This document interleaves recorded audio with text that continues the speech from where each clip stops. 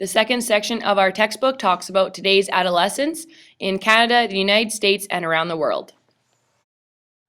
So, adolescence is not a time of rebellion, crisis, or pathology. It is a time of evaluation, decision-making, commitment, and finding a place in the world.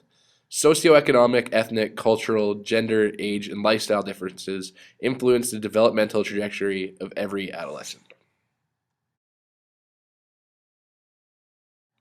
So contexts are settings in which development occurs, and the cultural context for U.S. adolescents is changing with the dramatic increase in the number of adolescents immigrating from Latino and Asian countries. But in the next few slides, we're going to deal with Canadian statistics.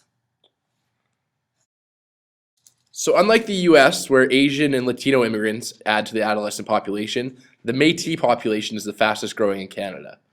And the population of people under the age of 15 continues to drop in Canada.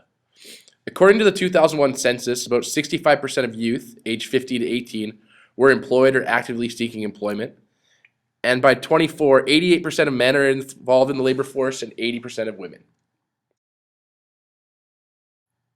1 in 5 youth were not enrolled in school in 2001, and this number has decreased from 1 in 4 in 1981, while Canada ranks 6 out of 28 OECD countries in terms of investment in education relative to the GDP, and poverty is 4 to 5 times more prevalent in lone parent families relative to married families in Canada, and all these statistics are courtesy of Stats Canada.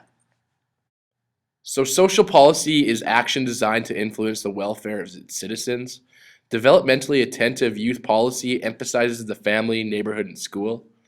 And 17% of US adolescents live in poverty, while in Canada it's 9% and in Sweden it's only 2%. Advances in technology and transportation are spawning a global youth culture, but experiences may differ depending on gender, families, schools, peers, and religion. Most research in this section on adolescence comes from American and European scholars, leading to a Eurocentric view. So this slide here explains some of the statistics about adolescence around the world.